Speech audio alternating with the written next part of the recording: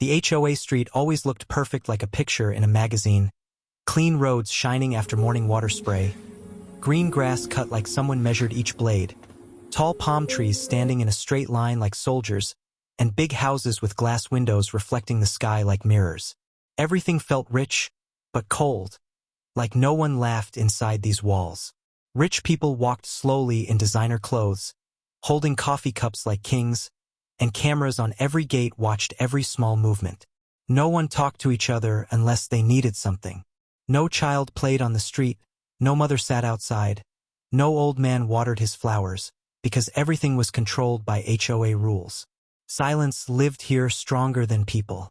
In this quiet morning, a powerful CEO named Adrian Hale opened his door to start his business day. He wore a dark suit.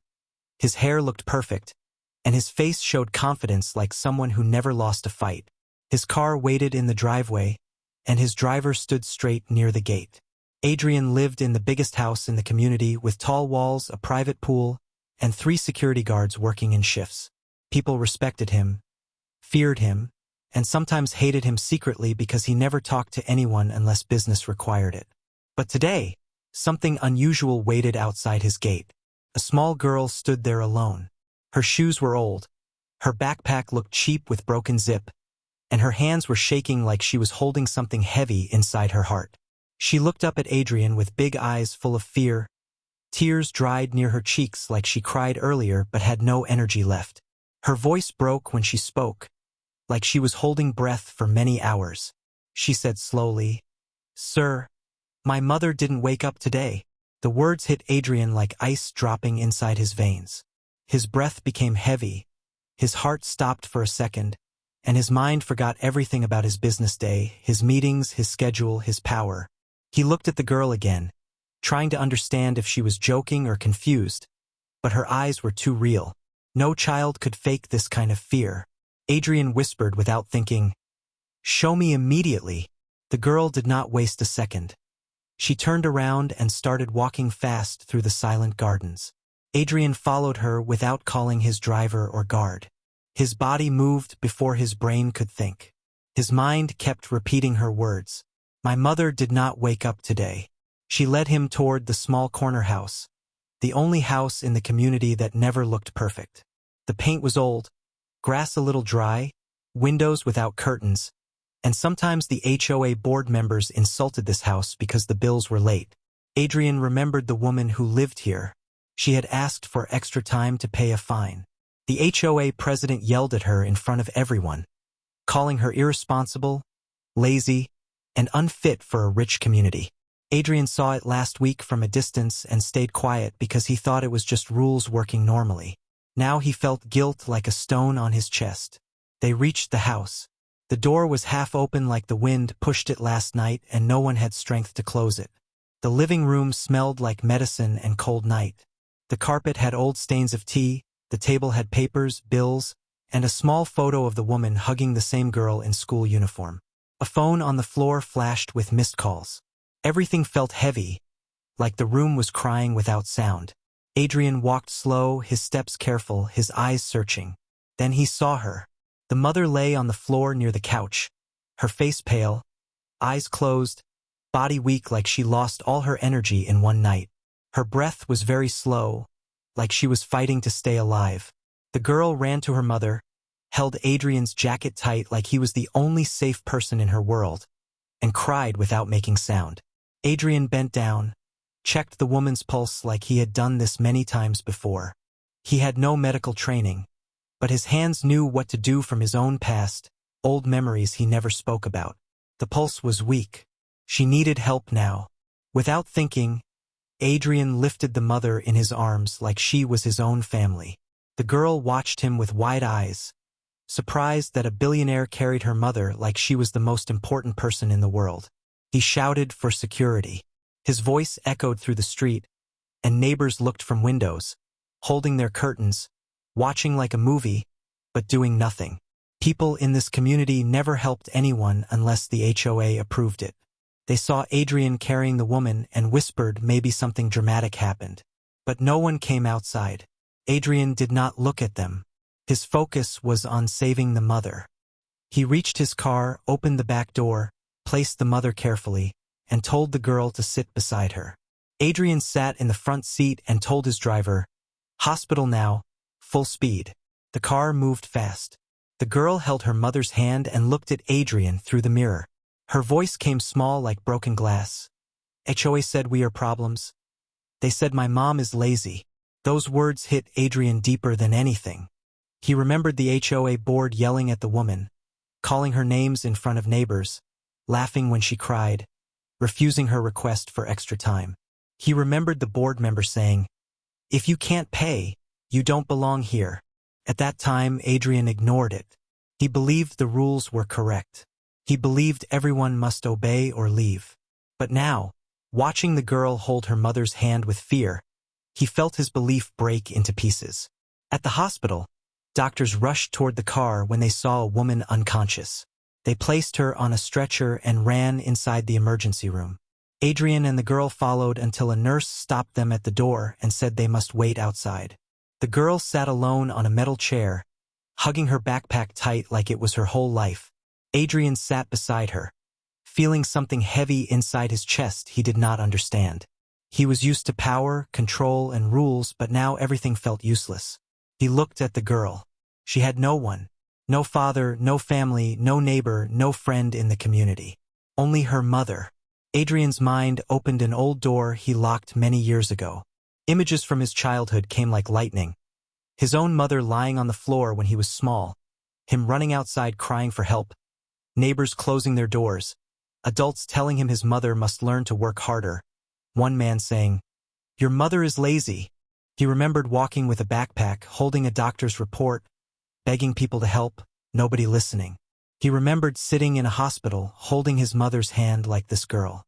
His eyes became wet, something rare for a man like him. The nurse came after some minutes, telling Adrian the mother was stable but weak. She had low sugar, high stress, and dehydration. She needed tests, medicine, and rest.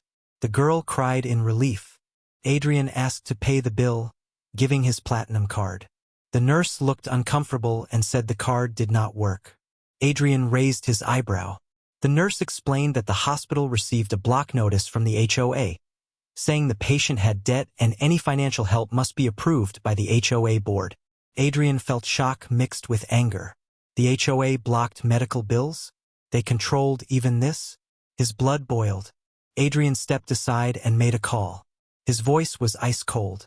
He ordered his legal team to check HOA rules, find documents, track board activity, review every fine given to this family, and investigate everything.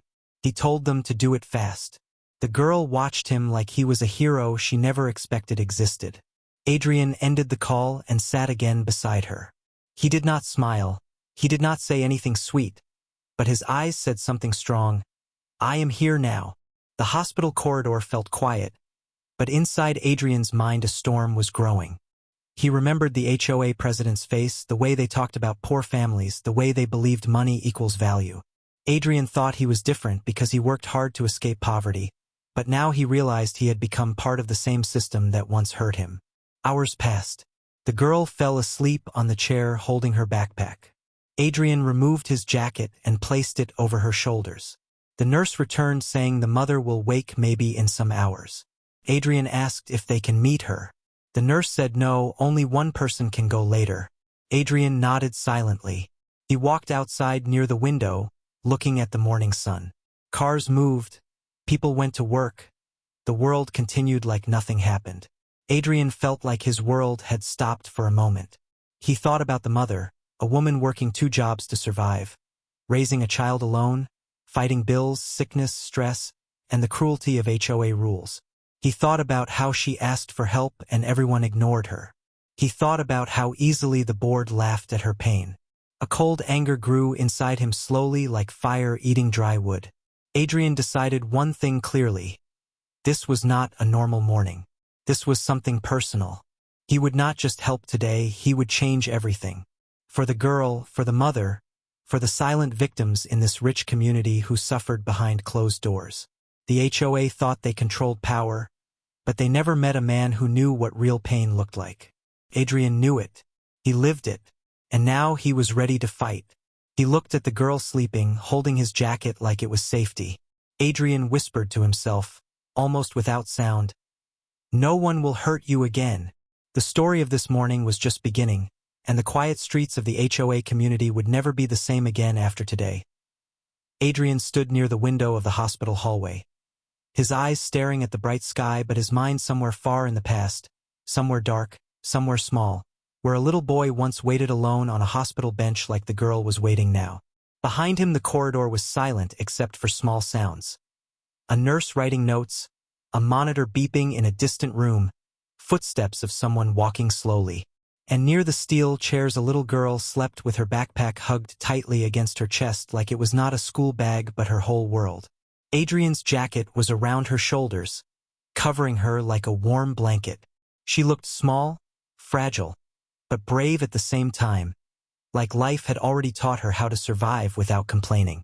A nurse came walking and whispered softly, "Sir, the mother is stable, but she needs rest.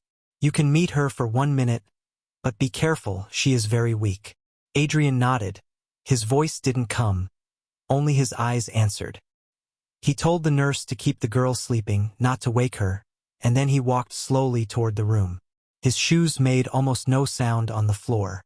The door opened with a light push, and a cold medicine smell mixed with something sad came out. Inside the room the mother lay on the bed with tubes connected, her face pale, lips dry, eyes half closed like she was fighting to stay awake. Adrian stood beside the bed, looking at her quietly. He didn't know her name, he didn't know her full story, but somehow he felt he knew her pain like it was part of his own memory. The mother opened her eyes a little more, and when she saw Adrian standing there, her body tried to move. She wanted to sit, maybe apologize for something she didn't do wrong. Adrian raised his hand gently and said, "Don't try to move, just breathe." His voice was soft but carried weight like he was used to giving commands that saved lives. The mother looked confused, her eyes searching for her daughter. Adrian understood that silent question without words. "Your daughter is safe," he said. "She is outside sleeping." The mother's eyes softened. A small tear slid down her cheek. Her voice came weak like wind moving a dry leaf. I tried my best." Those 4 words hit Adrian straight in the heart. He had heard the same words from his mother many years ago in another hospital room with broken windows and dirty floor, when life was crushing her but she still tried to smile for her son. Adrian felt something heavy build inside his throat. He wanted to tell her everything would be okay, that she didn't need to fight alone anymore, but his voice refused to come for a moment. Then he said slowly, "You don't have to try alone now." The mother closed her eyes like she was thanking him without speaking. Her breath became slow again, sleep pulling her gently. Adrian stood there a few more seconds, watching the woman who carried mountains on her shoulders while the world only threw stones. He walked out silently, closing the door carefully so the click didn't sound strong. Outside the girl was still sleeping. Adrian sat beside her and looked at her face. Her eyelashes were wet from dried tears. Her small fingers held the backpack straps tight. Her shoes hung a little above the floor because her legs were short. Adrian remembered himself, a boy waiting for someone to save his mother. No one did. He remembered sitting on a hospital floor with no jacket, no money, no support, only fear. He remembered nurses walking past, not even looking at him. He remembered the doctor saying, "Medicine is expensive. Your mother can't afford it." And then he remembered his mother's shaking hands when she tried to stand again because she had no choice. She always tried her best. He understood this girl's pain like it was written in his blood. His phone vibrated. A message from his legal team. "Sir, HOA files found. Sending summary." Adrian opened the file. He saw documents showing fines that came every week, not for real problems but for small things. Grass slightly yellow, mailbox old, curtain not white enough. He saw pictures of orange penalty stickers on the door. He saw emails from the HOA board members telling the mother she was ruining the beauty of the community. One email said, "People like you should live somewhere cheap." Another one said, "This is a luxury space, not for weak people." Adrian's jaw tightened. His hand closed slowly, not in fear, but in anger. This was not management. This was cruelty inside a clean mask. Then he saw one line that made his blood run cold. If you can't pay, we will take the house and sell it. They wanted her home. Adrian stood up, walked a few steps, then came back again like his thoughts were burning and he needed to keep moving. His heart beat like it was remembering something old, something painful. He didn't want to see himself in that small girl, but he couldn't stop it. The girl was him many years ago, same fear, same loneliness, same fight. The girl woke slowly, rubbing her eyes, looking around confused. When she saw Adrian, she stood quickly like she thought she was supposed to leave. Adrian put a hand gently on her shoulder, not to push her down, but to tell her she was safe. Your mother is okay, he said.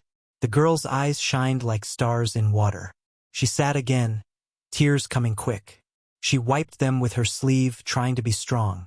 They said she is lazy, she whispered. Like she was telling a secret she didn't want anyone to hear. They said we don't belong here because we are poor. Adrian looked at her for a long moment. He wanted to tell her money doesn't define people, but he knew words mean nothing when society treats you like dust. He asked softly, "Do you have family?" The girl shook her head. "Only Mom," she said. "Mom works 2 jobs, night cleaning and morning bakery. She sleeps only a little. She always tells me to study hard so we can live better." Adrian felt the air become thick. 2 jobs, long hours, raising a child alone, fighting bills, fighting sickness, fighting insults, and still trying to smile for her daughter. He asked, "Why didn't anyone help?" The girl looked down at her feet. "Mom asked," she said. "They laughed. They sent more fines. They told her people are watching us. They said we are problem." Adrian's eyes became sharp like a knife. The girl wasn't lying. The emails confirmed it. The HOA was hunting this mother like she was an enemy in a war she never started. Adrian stood up, his voice calmer than the anger inside. "Stay here. I will come soon. Don't leave the seat." The girl nodded, holding his jacket like it was safety. Adrian walked away with long steps. He called his assistant. "Prepare meeting with HOA board in 1 hour. All members must be present." His tone was not asking, it was commanding. His assistant asked if this was an emergency. Adrian replied, "Yes, life emergency." Then he cut the call. He walked outside the hospital door, breathed cold morning air like he needed to cool the fire inside him. Cars rushed on the street, people busy, unaware that a storm was growing inside one man. Adrian looked at the glass building of the hospital reflecting his face. He saw a successful CEO, but behind that reflection he saw a poor boy holding his mother's hand in a broken room. He understood now that his life came full circle today. Life brought him here not to sign deals, not to build companies, but to protect someone who reminded him of the most important person he ever loved. When he walked back inside, the girl stood waiting, holding the backpack straps with small fists. Adrian took a breath and said, "We are going to fight for your mother." The girl didn't fully understand what fight meant, but she believed him. Her eyes said yes before her voice could. They sat together. Silence was not empty. It was full of trust. The girl leaned her head on his arm and whispered, "Mom will be happy you came." Adrian closed his eyes for a moment. No one ever said that to him before, that someone would be happy just because he came. He felt a warmth he didn't know how to express. The nurse came back and said the mother was sleeping deeply. She needed hours. Adrian thanked her and stood again. He told the girl he would return in the evening. He told a nurse to watch the girl like she was her own child. He told the reception to charge everything to his personal account and not ask any question. When the staff tried to mention HOA block, Adrian showed them his business card. His name alone was heavier than any signature from the HOA. They understood. As he walked to his car, he thought of the mother fighting alone in a place full of people pretending to be perfect. He thought of the girl facing rich children who judged her because she had cheap shoes. He thought of how the HOA hid behind rules to break someone who was already struggling. And he thought of his own mother fighting the same fight years ago without anyone on her side. He sat in the car. The driver asked quietly, "Home, sir?" Adrian said, "No. Meeting." His voice was steel. The car moved fast. In his mind, plans formed like chess pieces moving. He would gather every document, every victim, every proof. He would force truth into the eyes of the people who laughed at suffering. He would make them see the real face of their rules. And somewhere deep in his heart, something good woke up. Not cold power, not business pride, but a promise made by a little boy long ago when no one came to save his mother. A promise that one day he would stand for someone who couldn't stand alone.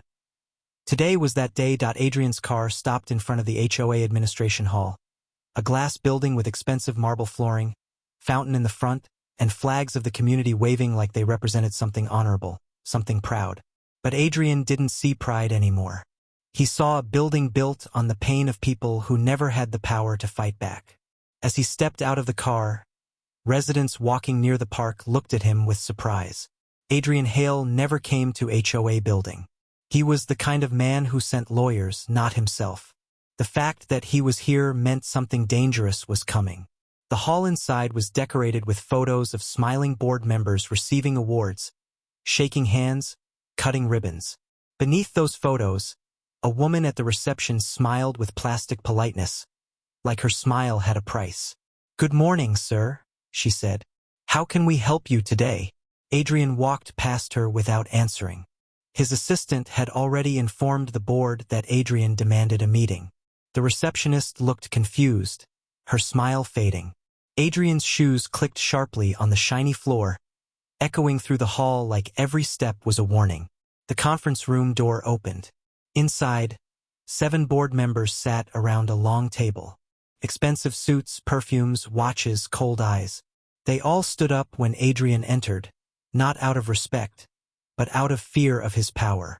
The HOA president, a tall man with gray hair and a forced smile, walked toward Adrian with open arms like they were old friends. "Mr. Hale," he said loudly. "What a surprise. Please sit. Coffee? Tea? We are honored to have a leader like you here." Adrian looked at him without smiling.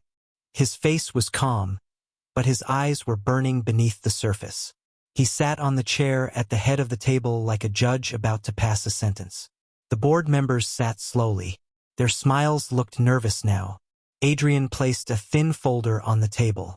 The president looked at it, eyebrows rising. "Is this about the new garden project?" he asked. Adrian did not blink. "No," he said. His voice was low, but it cut the air like a knife.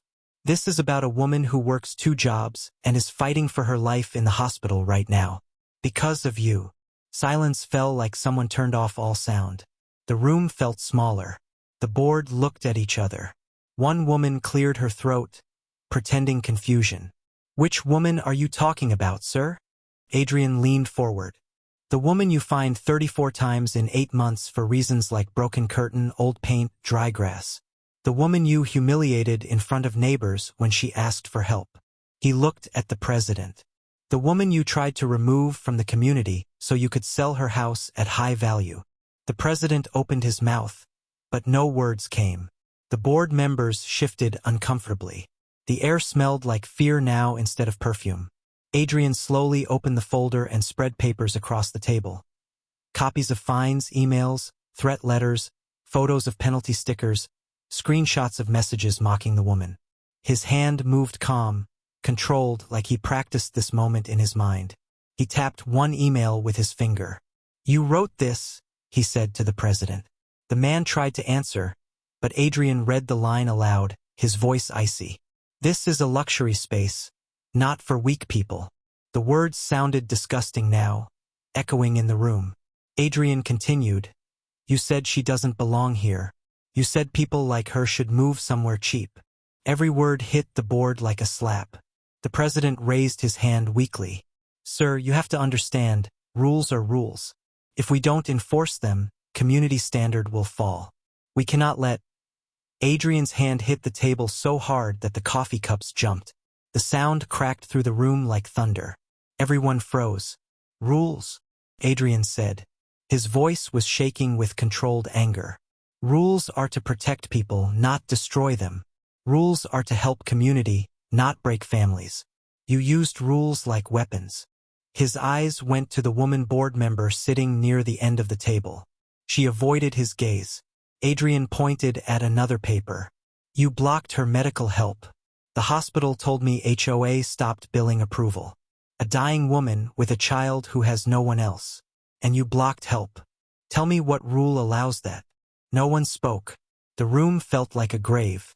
Adrian leaned back slowly, but his eyes never softened. Do you know what her daughter said to me today? The board members remained silent, afraid to move. Adrian continued, his voice low, like a story told in darkness. She said you told them they are problems. She said you told her mother she is lazy. His words were heavy, carrying pain that didn't belong to only one family, but to every poor person bullied by rich rules. The president tried to recover. Sir, please, you are emotional. You are businessman, you know how systems work. Some people take advantage of kindness. We must make decisions that protect the majority. Adrian's eyes sharpened like glass. Majority? Who is majority here? Rich people living behind iron gates pretending their money makes them better? A little girl with old shoes is not majority? A mother working 2 jobs is not majority? People trying to survive are not majority. The room became silent again. Adrian took a breath, but it wasn't calm. It was like he was holding back a storm. You are right about one thing, he said. I am emotional. He paused, letting the truth stand naked. Because many years ago, my mother also collapsed in front of me. And people like you called her lazy. People like you refused help because she didn't dress like rich women. People like you told me poor don't belong. I was that child you ignored. The board members looked shocked. They never imagined Adrian Hale, billionaire, king of companies, had once been a boy with nothing. The president tried to speak softly. Sir, we didn't know. Adrian leaned closer. That's the point. You never ask. You never try to know. You just judge from your window. His assistant entered the room quietly with a tablet. Adrian nodded. The assistant put the tablet in front of the board and pressed play. A recorded audio started. It was a voice note from a board meeting last month. The HOA president laughed and said, She is dramatic. Let her faint. Maybe she will learn to pay on time. Another member laughed too. Adrian stopped the audio with one tap. The silence after the recording was heavier than any word. No more excuses, Adrian said. No more lies. I am filing a legal case today for harassment, emotional abuse, financial manipulation, and discrimination. The board members panicked. One tried to speak. Sir, we can talk, we can solve this internally. Adrian cut him with one look. No, this will not disappear inside your office. It will go to court, to community, to press if needed. He stood up. I will rebuild this community into a real home, not a prison with flowers. His voice became soft but sharp. People should live here without fear. They should ask for help without shame. This place is ugly behind beautiful walls, and it will change. The president's face turned pale. He never thought one woman could make a man like Adrian stand against the whole system. He never imagined his comfortable chair could shake like this. Adrian gathered the documents, placed them back in the folder, and looked at every face one by one. You will face consequences, he said. Not because you made mistakes, but because you enjoyed someone's suffering. He walked to the door. Before leaving, he said something quietly, but the words felt stronger than shouting. You attacked the wrong mother, and the wrong child found the right person. He left the room. Outside, the reception woman watched him with wide eyes. Residents near the fountain whispered, sensing something big happened. Adrian's car arrived. He sat inside, closed the door, and for the first time today, he felt something like hope rising in his chest. Not hope for him, but hope for the girl sleeping in the hospital, hope for the mother fighting inside a room, hope for all silent people who never had a voice. As the car moved away, Adrian looked at the HOA building shrinking in the mirror. It looked smaller, weaker, like its power was fake. He whispered softly to himself, like promising that little boy from his past, this time we win. But deep inside his mind, a question formed like a shadow. What other secrets were hidden in this community? How many people were hurt like the mother? How many children cried silently like the girl? This fight was only beginning. And Adrian Hale was not the man he was yesterday. He had become something the HOA never expected. A rich man who remembered pain at Adrian's car drove through the sharp turns of the community road, but his mind was already far ahead. In the files, in the lies, in the faces of silent people suffering behind perfect walls. The trees outside blurred like he wasn't seeing the street anymore. He was seeing truth. His assistant sat beside him with a laptop open, typing fast, pulling documents from the HOA system through legal access Adrian ordered. On the screen, fines, letters, voice recordings, and names appeared like ghosts that were always here but no one dared to see them. The assistant spoke softly, afraid of disturbing Adrian's focus. "Sir, there is something bigger. The fines given to the woman. It is happening to others too. Many." Adrian didn't react with surprise, he expected it. His voice came low, like thunder hidden in clouds. "Show me." The assistant scrolled and opened another file. It showed a list. Names, dates, reasons, total fines. One name had 42 fines in 1 year. Another had 38. Reasons were tiny, almost insulting. Leaves on porch, bicycle not parked straight, window crack, mailbox paint fading. Adrian's jaw tightened. These weren't rules, they were traps. Traps designed for people who couldn't fight because they were working day and night just to survive. Adrian felt anger press on his chest. "Who are these people?" he asked.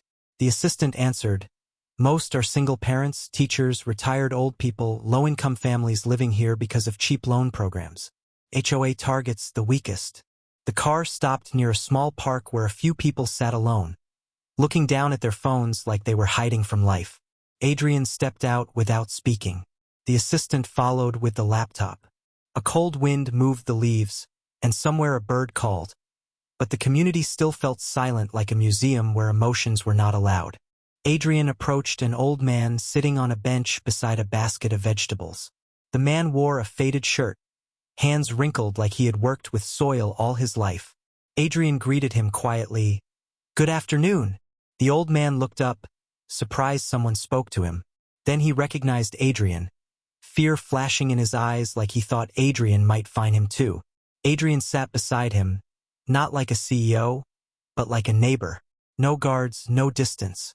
He asked gently, "Did HOA fine you for growing vegetables?"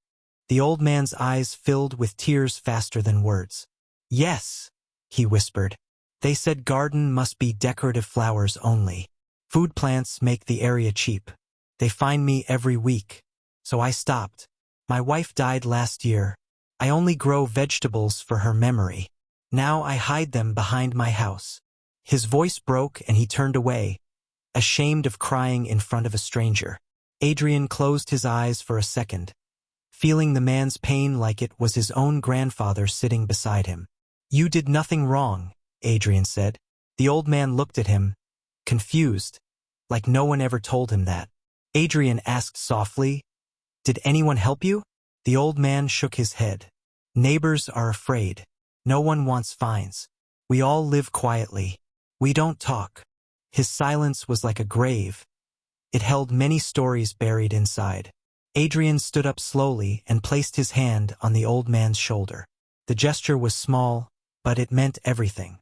For a moment the old man's eyes softened, like hope touched him for the first time in a long time. Adrian moved on. He walked through the small street near the community lake. A young woman was sitting outside her house with a stack of books and a heavy expression. She wore a teacher's ID card around her neck. Adrian recognized her from school meetings he attended once. She taught children with kindness without caring about their family income. Adrian stopped near her. The woman stood up quickly, nervous. "Mr. Hale? How can I help?" she said. Her voice had respect mixed with fear. Adrian looked at her books and papers. "I saw your name in HOA files," he said. "You had many fines." Her eyes watered even before he finished speaking. She tried to smile, but her lips trembled. "They fine me for having children here for free tutoring. They said noise is disturbance. I tried to help." Her breath shook. "Some children can't afford tuition. I was just trying to help." Adrian's face filled with sadness. Sadness that people punished kindness. "And what did HOA do?" he asked. She looked away. "They threatened to cancel my house lease. So I stopped. I tell children not to come anymore. They think I don't care." She covered her face with her hands, tears falling like a broken truth.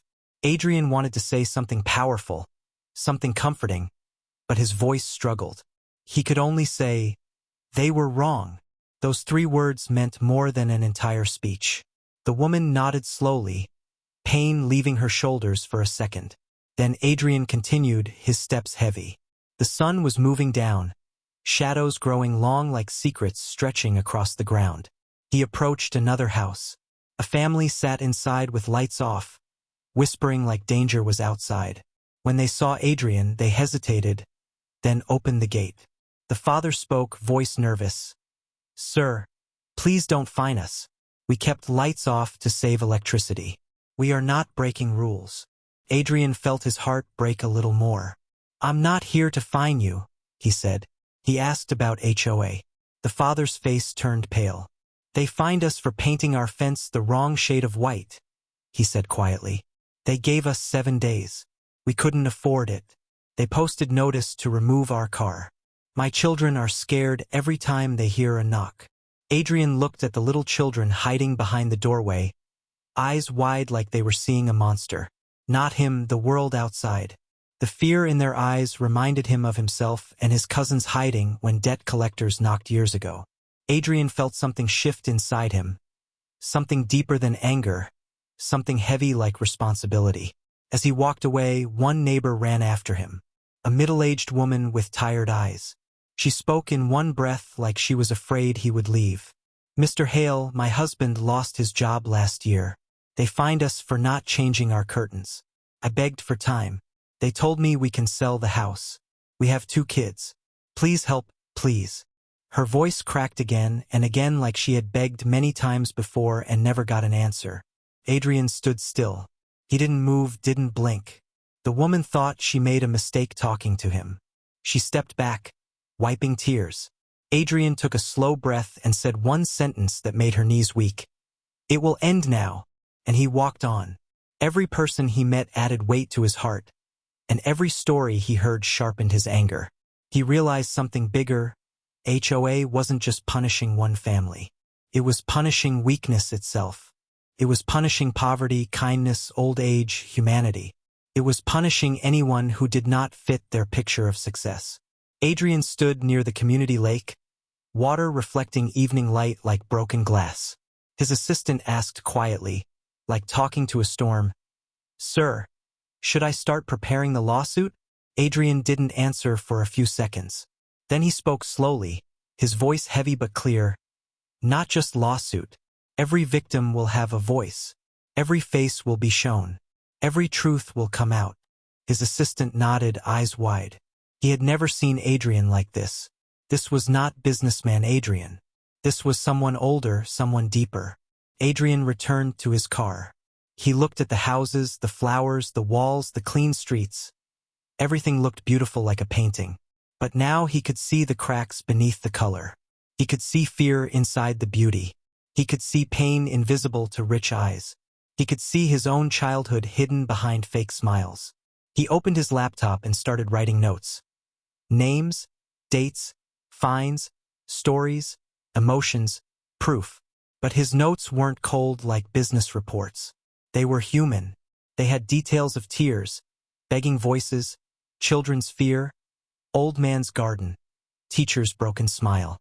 Then he wrote one line by itself, without thinking, as if his heart wrote it before his mind. "Power is nothing if it cannot protect the weak." The car reached the hospital. Adrian stepped out quickly, carrying his folder of stories. He walked through the corridor with long steps, like he carried thousands of voices on his shoulders. Nurses turned, watching him. Doctors nodded with respect. And near the metal chairs, the little girl looked up when she saw him, her eyes full of trust. She asked, voice hopeful but shaking, "Did you find something?" Adrian knelt beside her, his eyes soft and strong at the same time. "Yes," he said. "I found truth." The girl didn't fully understand. but she knew truth meant safety.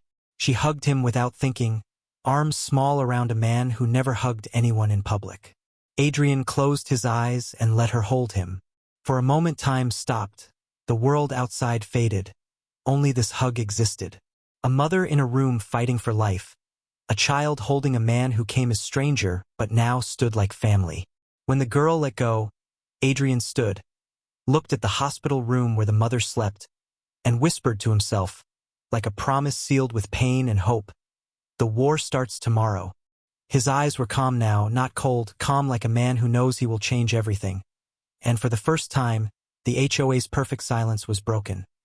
Not by noise, but by truth. Night slowly covered the sky outside the hospital windows, turning the world quiet like it was holding breath with Adrian and the little girl. The long hallway lights were soft, stretching shadows across the floor. The hospital corridors had a different kind of silence. Not like the rich community silence that hid cruelty, but the silence of people fighting life inside rooms, silence of doctors moving softly, silence of prayers spoken without sound. The little girl sat beside Adrian again, hugging her backpack against her chest like an anchor in the sea of fear. Her eyes were red from crying, but her tiny body stayed straight, not leaning back, like she learned to be strong even when she was scared. Adrian watched her. He wanted to tell her she didn't need to be strong anymore, but he knew children like her never believed that easily. They learned early that no one is coming unless they fight alone. The girl looked up at him suddenly, like a thought broke through her fear. "Sir," she whispered, "when Mom wakes up, don't tell her I cried, okay? She gets sad when I cry." Her voice cracked on the last word. Adrian felt something move deep inside his chest again. A small echo of his own childhood. He nodded slow, voice soft. "I won't tell her, but crying doesn't make you weak." The girl didn't answer. Her eyes looked older than her age, eyes of someone who already understood too much about life. A nurse walked toward them, shoes quiet on the floor. She smiled softly at the girl. "She may wake up soon," she said, looking at Adrian. "Her body responded to treatment. Slowly, but she is fighting." The girl stood up so fast her backpack fell on the floor. She picked it up and held it tight like she was afraid someone would take it. "Can I go?" she asked, voice shaking. The nurse thought for a second, then nodded. "Yes, but be gentle. Do not make her speak too much." Adrian and the girl walked to the room. Every step felt heavy and full of hope at the same time. The door opened with a soft click. The room smelled like medicine, but now there was a faint warmth inside. Like the air knew someone was coming back from darkness. The mother lay on the bed, eyes closed but breathing steady. Machines beeped gently beside her. The girl walked slowly to the bedside, her tiny fingers shaking like they were touching something sacred. "Mom," she whispered, almost afraid her voice would break the moment. The mother's eyelids moved a little. The girl leaned closer, tears filling her eyes again, but she pushed them back like she promised. "Mom, I'm here." The mother's eyes opened slowly, like waking up from a long, dark place. First she saw a blurry ceiling, then shapes, and then the small face she knew better than anything in life. The moment her eyes found her daughter, emotion broke across her face. Relief, love, fear, gratitude. Everything mixed together. Her hand tried to move. The girl grabbed it with both hands, holding it against her cheek. "Mom," she whispered again, voice shaking but smiling now. The mother's voice came weak like a dry leaf moving in soft wind. "Are you safe? Not how am I? Not what happened." The first thing she asked was her child's safety. Adrian felt his throat tighten. The girl nodded hard, wiping her face with the back of her hand. "Yes, I am safe." The mother tried to sit, but pain pulled her back. Adrian stepped forward, his presence quiet but strong. "Don't try to move," he said gently. The mother's eyes shifted to him slowly. Recognition came in pieces. The man she saw sometimes from a distance, living in the biggest house, the man who never looked at anyone, the man neighbors spoke about like he was untouchable. Now he stood beside her bed, his face calm but filled with something she couldn't understand. Her eyes filled again with tears she tried to hide. "I am sorry," she whispered, like she had done something wrong by collapsing. Adrian shook his head slowly. You don't need to apologize, he said. You did everything alone for too long. The mother closed her eyes, like those words pressed a hidden wound. Only a few people in life can speak a truth so soft that it reaches the pain directly. For a moment the room felt like it held her memories. Nights working 2 jobs, running on empty stomach, smiling for her daughter while her body broke slowly, hiding medicines in a kitchen drawer because she didn't want her child to worry. She opened her eyes again, looking at Adrian with confusion. Why are you here? She whispered. Her voice was thin, but the question was heavy. Adrian answered simply, but behind his words there was history he didn't share. Because someone needed me. The mother stared at him, trying to understand the weight inside his voice. Something in that answer touched the deepest part of her. She looked at her daughter. The little girl nodded with a small proud smile, like she already trusted him more than anyone. The mother swallowed, pain twisting across her face. People like me don't deserve help in this place? She whispered, almost ashamed of her own words. Adrian leaned closer slightly, his eyes steady. That is what they wanted you to believe, he said. But it is not true. His voice was not loud, but it carried power, the kind of power that doesn't come from money, but from truth. The mother's eyes filled again, tears sliding silently. She didn't cry loud. She cried like someone who learned long ago how to cry without disturbing anyone. The girl hugged her mother carefully, her head resting on her chest, small shoulders shaking. The mother stroked her hair weakly, whispering something only she could hear. Maybe a promise, maybe a prayer, maybe just love. Adrian looked at them and felt a wave inside. A memory of his own mother hiding tears from him so he wouldn't break, her tired hands holding his head when she could no longer stand. The girl lifted her head and looked at the mother with serious eyes. Mom, she whispered, voice cracking. I didn't cry. The mother smiled weakly, seeing the lie, seeing the bravery in her small girl. You are stronger than me, she whispered back. The girl shook her head. No, I am strong because you taught me. Adrian looked away for 1 second, fighting the heaviness in his chest. He wasn't used to this kind of softness. His world was contracts, silence, control. But here, in this small room, a child taught him something he forgot long ago. That strength is built by love, not money. The mother turned her eyes to Adrian again. Ho, they were trying to take the house, she whispered. Pain moved through her words like a shadow. Adrian nodded slowly. I know, he said, and they will never do it again. The mother closed her eyes, not because she didn't believe him, but because relief itself was painful after so much pressure. They said I am lazy, she whispered, voice raw. Adrian spoke with the same tone he used when he made promises to his own mother years ago. You are the hardest working person in that community. His words were simple, but they broke the lie she had been carrying. The lie Hoa put in her mind like poison. The mother opened her eyes again, looking at him like she was seeing a different world. A world where someone powerful stood beside her, not above her. Why is a man like you helping me? She asked again, tears running down her cheeks. Adrian didn't break eye contact. His answer came from a place buried deep in his memory. Because long ago, no one helped me. The mother stared at him, understanding more than what the words said.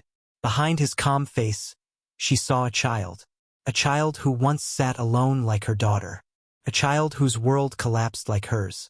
And she understood why he looked at her daughter the way he did, not as charity but as reflection. The girl didn't fully understand the meaning, but she felt the room shift. She held her mother's hand and then looked at Adrian. Will we lose the house? She asked softly. Adrian's voice was steady as stone. No, the girl believed it instantly. She didn't ask how or why. Sometimes children know truth better than adults. When someone speaks with real promise, they feel it. The door opened and the nurse stepped in gently, with respect now, not the mechanical politeness from before. She needs rest, she said softly. The mother nodded weakly. Adrian stood up slowly. The mother looked scared for a moment, scared he would leave and everything would disappear like a dream. Adrian understood that look because he had lived that feeling. He leaned closer. "I'm not leaving," he said. "I'll be outside. And tomorrow, everything changes." The mother's eyes softened, not with hope, but with belief. As Adrian stepped out, the girl ran after him. She caught his sleeve gently. "Thank you," she whispered. Those two words were small, but they carried the power of everything she couldn't say. Every fear, every night, every tear, every moment she stood alone while her mother collapsed slowly under the weight of life.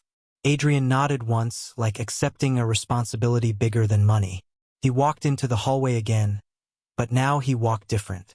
In part for he walked with anger. Now he walked with purpose. His steps were slow, controlled. His mind clear. His heart heavy but strong. He didn't look like a CEO coming from a meeting. He looked like a son who remembered his mother's pain and returned to finish a fight that started years ago. He sat again near the window. Outside, city lights flickered like distant stars. Cars moved like silent lines. Somewhere far in another building, someone else was crying for help. Someone else hiding pain. Adrian felt the world was full of these rooms. Rooms where love fought life every day. His phone buzzed. A message from his legal team. Press ready. Evidence ready. Victims willing to speak. Adrian typed slowly. "Tomorrow morning." His assistant replied, "What about the board?" Adrian wrote one line. "They will answer publicly." He put the phone down. The nurse came again with a blanket for the girl. She smiled at Adrian, a real smile this time, one human to another. The girl slept again beside the room door, refusing to leave the place where her mother breathed. Adrian watched her small shoulders rise and fall, and he thought, no child should learn fear this early. He leaned back in the chair, closed his eyes for a moment. Not sleep, memory. He saw his mother again, the hospital light, the cold floor under his feet, the silence when doctors walked past without looking at him. He saw himself holding his mother's hand, whispering promises in a voice that never reached the world outside. And then he saw the promise he made, the promise that one day he would help someone like her. Now life brought him that child. He opened his eyes again. The hallway was quiet. Machines beeped gently. Time moved slowly. The mother slept peacefully for the first time in many months. The girl slept outside her door, trusting a stranger like family. And Adrian sat between them. A bridge made of memory and responsibility. He whispered to himself, voice deep, almost like a vow. Morning light entered the hospital like a slow prayer, soft and gentle, touching the floor tiles. The sleeping girl curled near her mother's door, the nurses whispering during shift change. Adrian didn't sleep. His eyes stayed open through most of the night, his mind building a plan like a map. Every detail sharp, every step thought like a soldier preparing for war. But his face didn't show exhaustion. It showed something stronger, clarity. The clarity of a man who finally understood why destiny dragged him here. The girl woke to the sound of a phone vibrating. She blinked, confused, then saw Adrian sitting near her with the same stillness he had during the night. He didn't move fast, didn't panic, didn't talk too much. He looked like a mountain, quiet but unshakable. Her small voice came soft. "Mom." Adrian nodded toward the room. "Sleeping," he said gently. "She needs more rest." The girl rubbed her eyes and sat straight. Her life was never soft, so she learned not to stretch like children stretch after long sleep. She stood quickly, picked up her backpack, and held it tight. "Are they going to take our house today?" she asked, voice small but full of real fear. Adrian shook his head slowly. "No, nothing will happen today," he said. "Today, they answer." The girl didn't fully understand, but she nodded because she trusted his eyes, the way children trust truth before logic. Adrian stood, put his jacket on, and walked to the nurse station. His tone was calm but firm when he said, "Take care of them. My card covers everything." The nurse nodded with respect. Not fake respect, real human respect. She had seen many rich people, but she never saw one sit on a hospital floor hugging a little girl when she cried at midnight. Outside, the car waited. The assistant already inside with two thick folders, laptop open, papers organized. He looked nervous, like something big was happening, because it was big. It wasn't just about losing a house. It was about losing power. And people who love power fear truth more than anything. The courthouse was a tall old building with stone pillars, a large staircase, and cold metal railings. People walked with files, lawyers talking fast, guards standing straight. Adrian walked slowly, his steps controlled like he was not entering a fight, he was entering justice. His assistant whispered updates. Victims ready, evidence printed, emails documented, audio backed up. Adrian didn't reply. His silence was heavy enough. Inside the courtroom, everything was clean and formal. Wood benches, flags, big judge seat. The HOA board sat on one side, wearing expensive suits, perfume sharp like they wanted to hide their fear under designer smell. Some of them still tried smiling, trying to behave like this was misunderstanding, something they could fix with fake apologies. But when they saw Adrian enter through the main door, not side door, not private entrance, their smiles cracked like glass. The judge entered, an older woman with eyes that looked tired of lies. She looked at Adrian first, his calm face, his posture, the folder in his hand. Then she looked at HOA board, their tight jaws, nervous hands, forced confidence. She already sensed the weight of this case. Adrian stood. There was silence, like the air was waiting. He didn't start with emotion, he started with truth, simple, sharp truth that cannot be argued. Your Honor, he said calmly, this is not about rules. This is about cruelty using rules as weapons. His words cut through the courtroom like a blade sharper than any loud speech. The judge leaned slightly forward.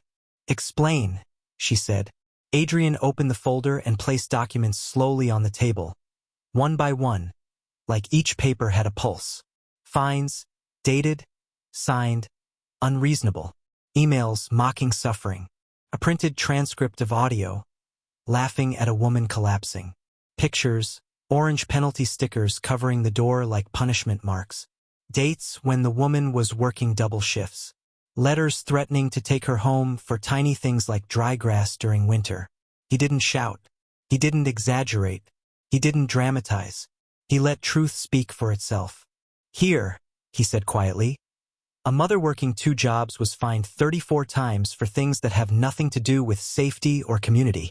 She begged for time because her heart was failing, and the board responded with threats. He turned to look at the board. No hatred in his eyes, only disappointment. It hurt more. Here, he continued, showing another paper. HOA blocked hospital billing. A woman fighting for life was denied help because of debt caused by unjust fines. The judge's face tightened. One of the bored women adjusted her necklace, hands shaking. Adrian placed the last paper, the audio transcript. He pressed play on the tablet. The courtroom heard the president's voice laughing. Let her faint. Maybe she will learn to pay on time. Another voice. People like her should live somewhere cheap. Then laughter. Silence fell like a bomb dropped. The judge's eyes froze cold. Lawyers looked disgusted. Even spectators whispered shocked breaths. The HOA president's face drained color, trying to speak, but words didn't come. Adrian stopped the audio. No further explanation is required, he said. His voice was soft, softer than whisper, but everyone heard it. The judge leaned back, like she needed a breath. When she spoke, her tone had no softness. Board stand. All 7 members stood slowly, like their legs forgot how to work.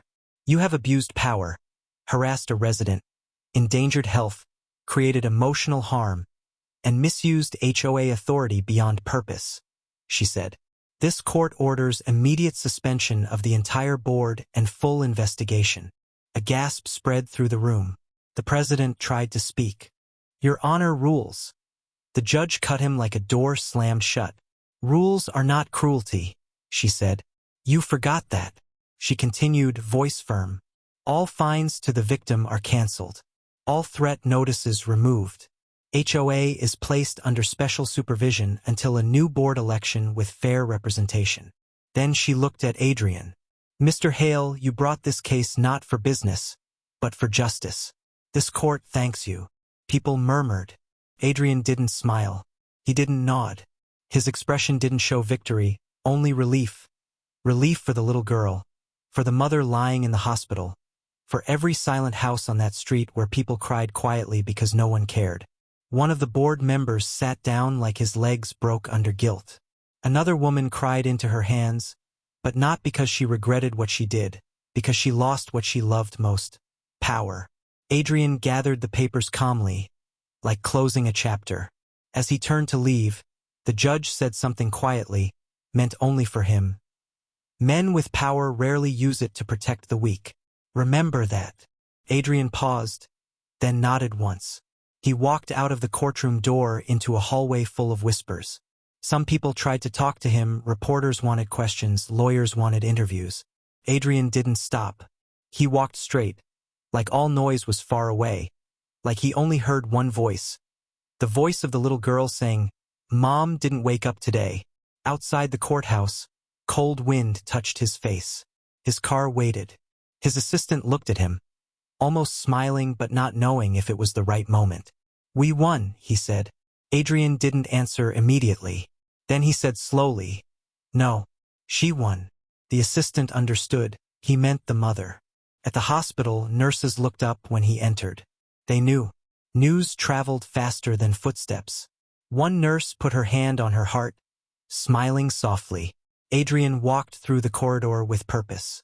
The girl saw him from far and ran with her small steps. "What happened?" she asked, breathless. Adrian knelt down to her level, eyes steady, voice gentle but strong. "You will never lose your house," he said. The girl's eyes filled instantly, tears falling before she could stop them. She covered her face and sobbed, not loud, but like something heavy finally left her small shoulders. Adrian placed his hand lightly on her back, like saying, "Cry now, you are safe." She hugged him, tighter than ever, and he felt her whole body shake. Years of fear leaving in one moment. He stood and walked with her to the room. The mother was awake, eyes tired but clear now. When she saw the girl smiling through tears, she sat up a little, scared and hopeful. "What happened?" she whispered. The girl couldn't speak. She only looked at Adrian. He walked to the mother's bedside and said, not as a businessman, but as a man who once held his own mother's hand, "It's over." The mother stared, confused. Adrian continued, voice almost breaking, "No one will take your house. No one will insult you again. The people who hurt you answered for it." The mother covered her face and cried silently. Years of shame, fear, helplessness poured out in tears she never allowed herself before. She wasn't crying because she won a battle. She was crying because someone fought it for her.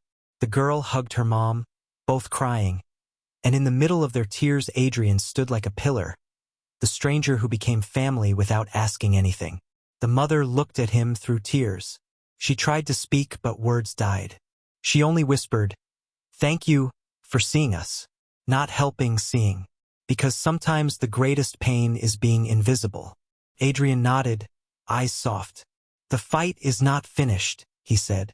"But you are not alone now." The girl looked at him, her voice tiny but filled with belief. "Will you stay with us?" Adrian froze for a second, not because of the question, but because he remembered asking that same question to someone who walked away. His voice came soft. "Yes, I will stay."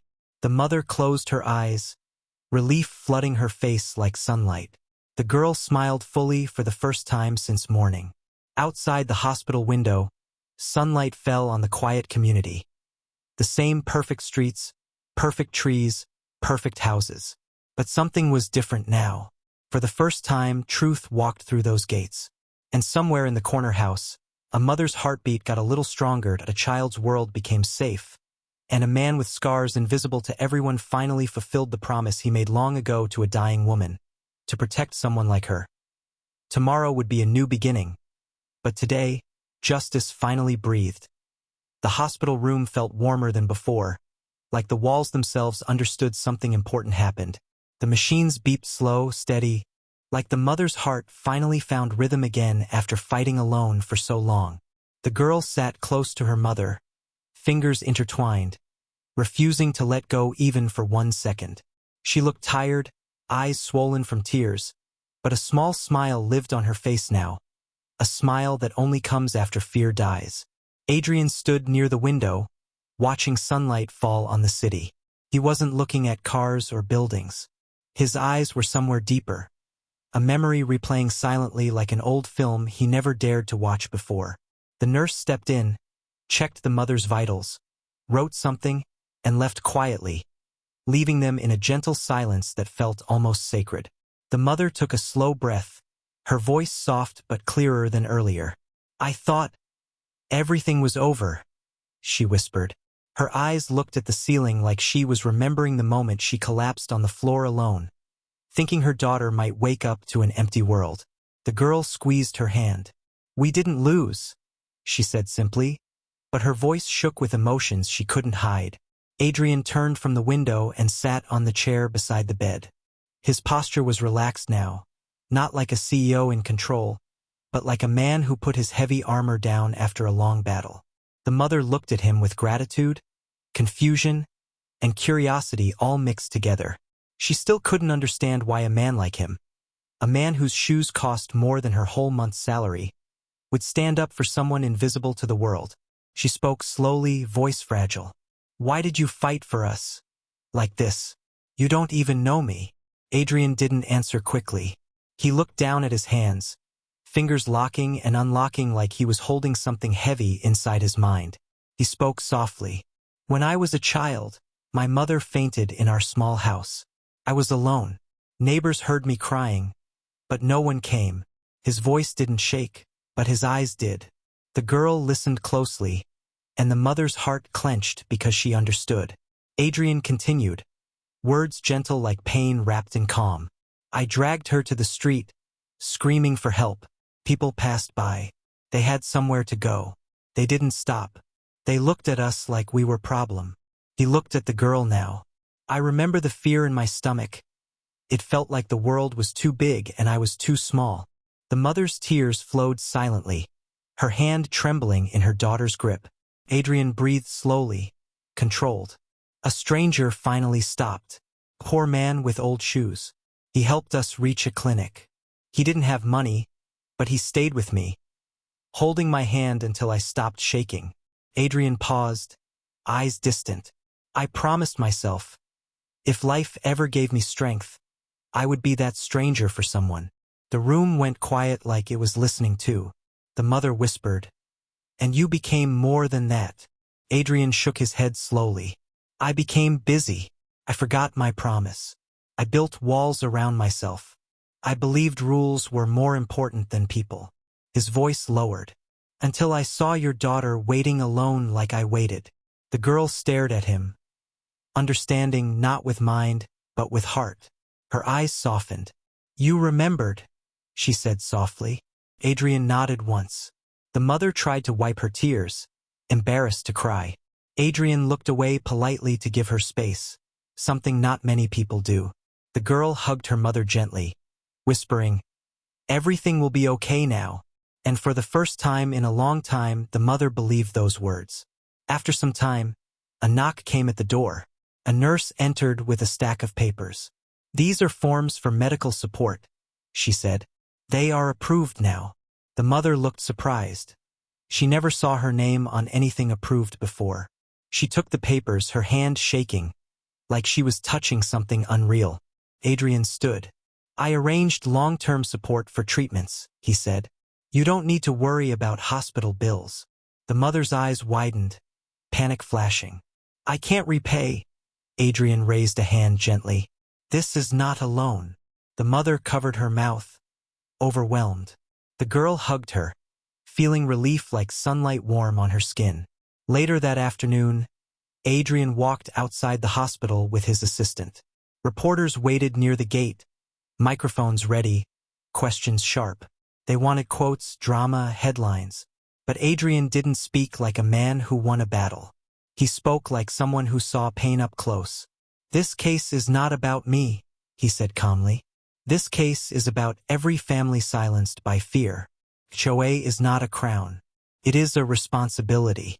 Rules must protect people, not punish them. A reporter shouted, "Are you running for HOA leadership?" Adrian smiled slightly, not an ego smile but a tired one. "I don't run for power. I fix what power broke." His answer went viral in seconds. Inside the hospital room, the mother watched the news on a small TV. Her hands covered her face again, tears falling silently. The girl held her tightly, smiling. "He said your name," she whispered proudly. The mother shook her head, emotional. "He didn't say my name," she said. The girl smiled wider. "He meant you." Evening came. Adrian returned to the hospital with a small bag. Not expensive gifts, but simple things. Comfortable socks for the mother, a book, her favorite tea brand he found from the nurse, and a box of crayons for the girl. The girl's eyes lit up when she saw the crayons. "I draw," she said shyly. Adrian smiled softly. "Then draw your world." She opened the box fast like a child who forgot fear for a moment. She sat on the floor by the window drawing mountains, a small house, a big tree, and 3 stick figures. A mother, a daughter, and a tall man standing beside them. Not separate, together. The mother watched her draw, tears shining like new stars. Days passed. The mother recovered slowly. Strength returned like morning light, small at first, then brighter. She walked short steps, breathing steady. Nurses smiled when she passed. Doctors nodded with respect. Not because she was rich, because she survived something big. The day she was discharged, the sun was bright like a celebration. Adrian stood outside the room holding the discharge papers. The mother came out, walking carefully. The girl held her hand tight like she was still afraid someone might take her away. Adrian walked beside them through the hallway, not in front or behind, beside. Outside the hospital, a car waited. Not Adrian's luxury car. A simple one, arranged for comfort. On the way back, the mother looked out the window like the world was new.